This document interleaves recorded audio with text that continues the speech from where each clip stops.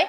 मालेगावमध्ये सध्या एमआयएम चांगल्या स्थितीमध्ये आहे, छत्रपती संभाजीनगरमध्ये चांगल्या स्थितीमध्ये आहे आणि आता नागपूरमध्ये 4 उमेदवार एकाच प्रभागातून निवडून येणं आणि भाजपच्या भूमीमध्ये भाजपचं चांगलं जिथे योगदान आहे, जिथे त्यांचे चांगलं प्राबल्य आहे, अशा ठिकाणी नागपूरमधनं संघभूमी असलेल्या नागपूरमधनं जर असे उमेदवार एमआयएमचे येत असतील तर निश्चितच भाजपसाठी हा महत्त्वाचा मुद्दा मानायला हवा. यासोबत यंदा जर बघितलं ना तुम्ही, एमआयएम आणि काँग्रेसची एकूणच मुंबईमध्ये युती होती, मुंबई महापालिकेमध्ये काही फार त्यांना यश मिळालं असं सांगता येणार नाही. 11 जागांवरती ते जेमतेम सध्या आघाडीवरती आहेत. पण संभाजीनगरमध्ये चांगल्या स्थितीमध्ये चांगली लढत दिलेली आहे. संभाजीनगरमध्ये आपल्याला माहिती आहे की इम्तियाज जलील यांच्या रूपाने आमदार आणि खासदार असे दोनही पदं जी आहेत ती एमआयएमनी महाराष्ट्रामध्ये उपभोगलेली आहेत आणि आता त्याच्या पलीकडे जाऊन मालेगावमध्ये सुस्थिती असताना आता नागपूरमध्ये केलेला हा प्रवेश, प्रत्येक ठिकाणी एक दोन उमेदवार येणं यामध्ये काही फार मोठं आहे असं मानता येणार नाही. पण एकूण त्यांचे महाराष्ट्रामध्ये किती उमेदवार येतात हे बघावं लागेल आणि जर ते उमेदवार काँग्रेसपेक्षा जास्त असतील तर मला वाटतं भाजपपेक्षा जास्त काळजी ही काँग्रेसने करायला हवी. कारण अल्पसंख्याक हा जो एमआयएमचा वोटर बेस आहे, विशेषतः मुस्लिम समाजाचा हा जो सगळा एमआयएमचा वोटर बेस आहे, तो जर काँग्रेसकडनं खेचला जाऊन एमआयएम घेत असेल तर मला वाटतं जिथे काँग्रेसची सत्ता उपभोगलेली आहे, जिथे अनेक वर्ष काँग्रेसचे उपमुख्यमंत्री होते, महाराष्ट्र म्हटला की काँग्रेस असं जे समीकरण होतं ते कुठेतरी हलायला जास्त सुरुवात होईल आणि मूळ त्यांच्या काय म्हणू शकतो मुळाला हादरे देणारी ही घटना असेल आणि त्यामुळे काँग्रेसला सुद्धा आत्मपरीक्षण करावं लागेल. कोमल, काय अपडेट्स आहेत? तेच काँग्रेसला आत्मपरीक्षण करावं लागेल आणि एमआयएमचा हा जो प्रवेश आहे विदर्भातल्या नागपूर म्हणजे संघाच्या भूमीत होणं ही तितकीशी धोक्याची घंटा ही भाजपसाठी सुद्धा आहे आणि काँग्रेससाठी सुद्धा आहे. कारण काँग्रेसनं ही निवडणूक विकास ठाकरेंच्या नेतृत्वात लढली.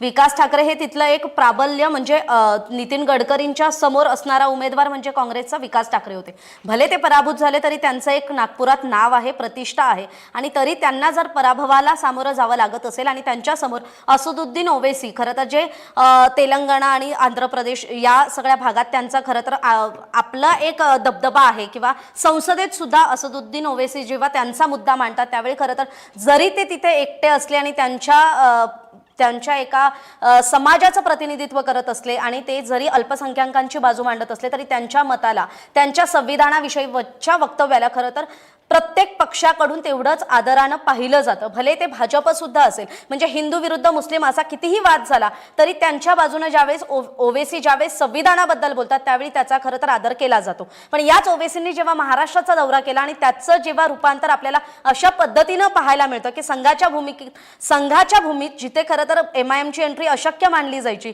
त्या फडणवीसांच्या आणि गडकरींच्या काय म्हणतात बालेकिल्ल्यात एमआयएमने एंट्री घेतली.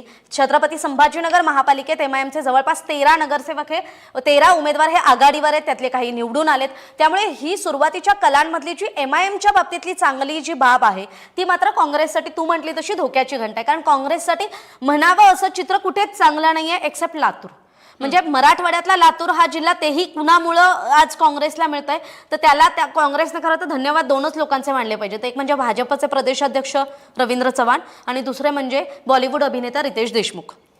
त्याचा व्हिडिओ व्हायरल झाल्यानंतर भाजपचेच नेते आणि राज्याचे मुख्यमंत्री देवेंद्र फडणवीस हे तिथे जातात आणि प्रचार सभेत खरं तर चव्हाणांचं वक्तव्य थोडंसं बाजूला सारून विलासरावांचं नाव घेत त्यांचं कौतुक करत कुठेतरी बाजू सावरण्याचा प्रयत्न करतात. पण लातूरकरांना ते कुठेतरी रुचलेलं दिसत नाही आणि मग कुठेतरी काँग्रेसच्या बाजूनं मतदार राजा कल देताना दिसतोय. आता आपण पुण्याबाबत सांगायचं झालं तर पुण्यात 165 जागांसाठी मतदान झालंय आणि 165 पैकी 55 जागांवर एकटी भाजप आघाडीवर आहे आणि राष्ट्रवादी काँग्रेस म्हणजे पवार काका पुतण्या हे एकत्र आले असले तरी ते अवघ्या 6 जागांवरती आघाडीवर आहे. त्यामुळे ही कुठेतरी अजितदादांसाठी सुद्धा धोक्याची घंटा आहे. कारण अजितदादा सोबत युती करणार नाही हे ज्यावेळी खरं तर महापालिकेचं रणशिंग फुंकलं गेलं, ज्यावेळी महापालिकेच्या निवडणुका जाहीर झाल्या त्याच वेळी खरं तर मुख्यमंत्री देवेंद्र फडणवीसांनी भाजपचा एक आपला डाव होता तो पहिलाच टाकला की त्यांनी पुणे आणि पिंपरी चिंचवडमध्ये खरं तर जो पवारांचा बालेकिल्ला मानला जातो तिथे मात्र अजितदादांसोबत युती करणार नाही हे स्पष्ट केलं.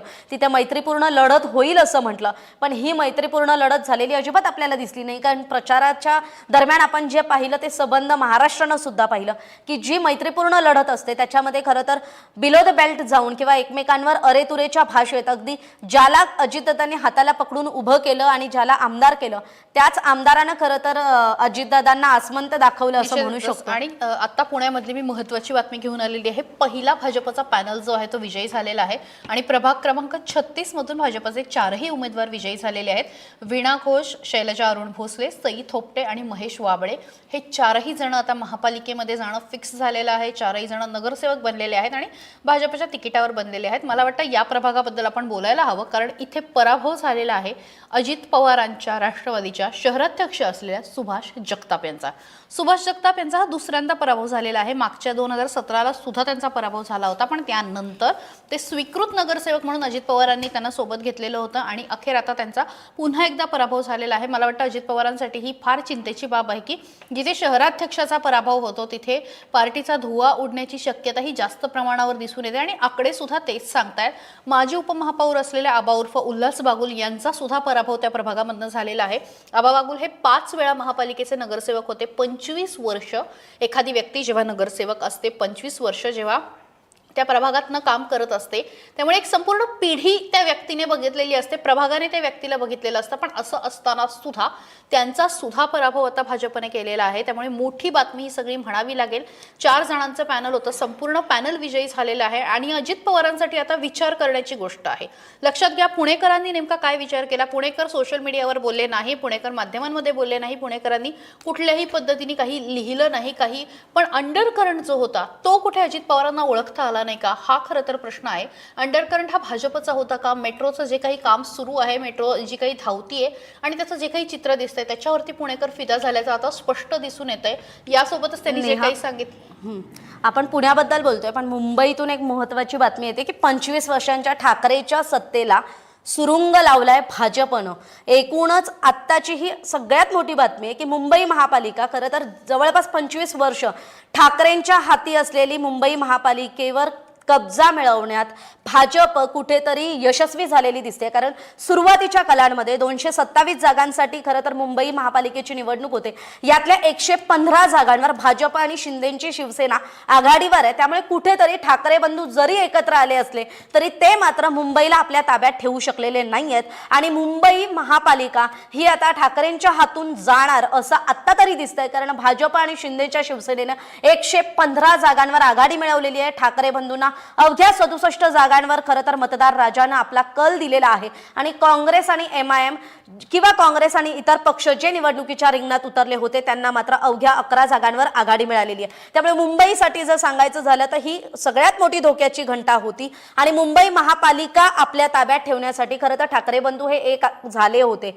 आणि मराठी माणूस, मुंबईची अस्मिता, मुंबई महाराष्ट्रापासून वेगळी करायची नाही, मुंबईला महाराष्ट्रापासून वेगळा करण्याचा भाजपचा डाव आहे, अदानी अंबानींच्या घशात घालण्याचा डाव आहे असा आरोप करून किंवा मुंबईच्या बाजूने मुंबईतल्या मराठी माणसाचे प्रश्न घेऊन जे ठाकरे बंधू निवडणुकीच्या रिंगणात उतरले होते त्याला मात्र भाजपच्या कुठेतरी विकासाच्या मॉडेलनं, भाजपच्या रणनीतीनं कुठेतरी सुरुंग लावलेला दिसतोय आणि मुंबई महापालिकेच्या सत्तेच्या चाव्या या आता भाजपच्या हाती जाणार असं दिसतंय. कारण 2017चं सांगायचं झालं तर 2017ची आकडेवारी काय सांगत होती की 84 जागांवर शिवसेना जी त्यावेळी एकसंध होती, म्हणजे ठाकरे आणि शिंदे एकत्र होते, आणि भाजप 82 जागांवर आघाडीवर होती.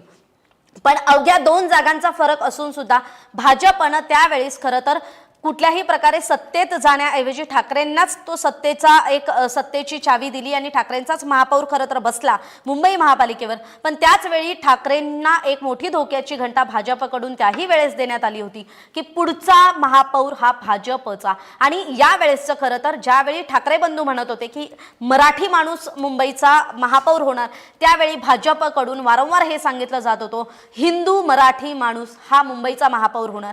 त्यामुळे कुठेतरी त्यांची ही रणनीती, त्यांच्या प्रचाराचा हा फंडा कुठेतरी यशस्वी झालेला दिसतोय. दुसरा मुद्दा येतो तो म्हणजे मुंबईत ज्यावेळी तुम्ही बोलता तेव्हा मुंबईतलं गटर मीटर वॉटर हे जे समीकरण आहे, मुंबईतल्या सामान्य माणसाची जी गरज आहे, कारण असंही म्हटलं जातं की मुंबईतून मराठी माणूस हा बाहेर जात चाललाय. पण आपण मागच्या काळातल्या ज्यावेळेस म्हणजे मुंबई महापालिकेची निवडणूक ही अंतिम टप्प्यात होती, प्रचाराच्या अंतिम टप्प्यात असताना मुख्यमंत्री देवेंद्र फडणवीसांनी हाच मुद्दा हेरला आणि मुंबईतल्या मराठी माणसाच्या घराचा मुद्दा हेरून त्यांनी खरं तर मुंबईतल्या मराठी माणसाच्या घरासाठी खरं तर भाजप असेल आणि सत्ताधारी असतील ते काम करतील आणि त्याविषयीचं आश्वासन दिलं, त्याविषयीचे आश्वासनं दिल्यानंतर कुठेतरी मुंबईतला मराठी माणूस असेल, मुंबईतला जो अमराठी माणूस असेल, खरं तर मुंबईत गुजराती, मारवाडी बाहेरून आलेले म्हणजे मग ते युपीवाले असतील, बिहारवाले असतील, साऊथ इंडियन क्राऊड आहे, सायन, मुलुंड वेस्ट या भागातला सांगायचं झाला तर हा क्राऊड सुद्धा जो खरं तर जो काँग्रेसचा अट्टल मतदार समजला जायचा, जो काँग्रेसचा एक हक्काचा मतदार होता, तो पण कुठेतरी आता काँग्रेसच्या हातूनही गेलाय आणि ठाकरे आणि शिवसेना आणि यांच्याही हातून गेलेला दिसतोय. कुठेतरी मराठी माणसानं काही जागांमध्ये म्हणजे जे प्रभादेवी असेल, लालबाग असेल, लोअर परेल असेल या भागांमध्ये कुठेतरी शिवसेनेचं अस्तित्व टिकलेलं दिसतंय. पण मुंबईतली उपनगरं असतील, दक्षिण उपनगरं असतील, दक्षिण मुंबई असेल, ह्या सगळ्या भागांमध्ये मात्र ठाकरे बंधूंच्या शिवसेनेला भाजपनं, शिंदेच्या शिवसेनेनं मोठा तडा घालवलाय. त्यांचे जे सत्ताधारी नगरसेवक होते खरं तर तेही पराभूत झालेले आपल्याला मुंबईत दिसून आले. त्यामुळे 25 वर्षांनंतरची किंवा मागच्या काळातली जी मुंबई महापालिका होती, जी मुंबई महापालिका इज इक्वल टू ठाकरे आणि ठाकरेंची शिवसेना असं म्हटलं जायचं, ठाकरेंच्या शिवसेनेचा महापौर बसेल असं कायम म्हटलं जायचं. पण अमित शहा मागच्या काळात मुंबईत आले होते आणि त्याच वेळी खरं तर त्यांनी असं म्हटलं होतं की मुंबई महापालिकेवर भाजपचाच महापौर बसला पाहिजे, मुंबई महापालिकेवर भाजपचीच सत्ता आली पाहिजे. आणि तेच आपल्याला आकडेवारीत आज दिसतंय की 115 जागांवर भाजप आणि शिंदेची शिवसेना यांना जागा मिळालेल्या आहेत आणि अवघ्या 67 जागांवरती ठाकरे बंधू हे विजयी झालेले आहेत किंवा त्यांचे उमेदवार आघाडीवर आहेत. त्यामुळे ठाकरे बंधू जरी एकत्र आले असतील, ठाकरे बंधूंची जरी एकी झाली असेल मुंबईसाठी, मराठी माणसासाठी, तरी त्यांना मतदार राजानं मात्र नाकारलेलं दिसतंय. त्यामुळे आता मुंबई महापालिकेचा पुढचा कारभार, मुंबई महापालिकेचं आर्थिक गणित सांगायचं झालं तर 74,000 कोटींचं बजेट असणारी मुंबई महापालिका आहे. 74,000 कोटींचं चालू बजेट असतं. मुंबई महापालिकेच्या ठेवी 80,000 कोटी इतके आहेत. म्हणजे खरं तर हे जे समीकरण आहे ना, हे जे मी तुम्हाला आकडे सांगितले, हे आपल्या ईशान्य भारतातल्या 5 राज्यांच्या एकूण बजेटच्या अगदी तिप्पट आहे. काही आपल्या जगभरातल्या जर सांगायचं झालं तर 51 देशांचा जेवढा GDP नाही आहे तेवढा एकट्या महापालिकेच्या अर्थसंकल्पाचं बजेट आहे. म्हणजे अर्थसंकल्पाचा आकडा आहे तो. त्यामुळे म्हणून मुंबई महापालिका का हवी असते कुणालाही, सत्ता मुंबई महापालिकेची का हवी आहे? कारण डायरेक्ट तुम्हाला देशाची आर्थिक राजधानी ओळखल्या जाणाऱ्या मुंबईच्या आर्थिक नाड्या तुमच्या हातात येतात आणि ज्यावेळी तुमच्याकडे आर्थिक नाड्या येतात त्यावेळी तुम्हाला मुंबईचं चित्र पालटण्याची पूर्णतः तुमच्या हाती सत्ता मिळालेली असते, संधी मिळालेली असते. त्यामुळे आता संधीचं सोनं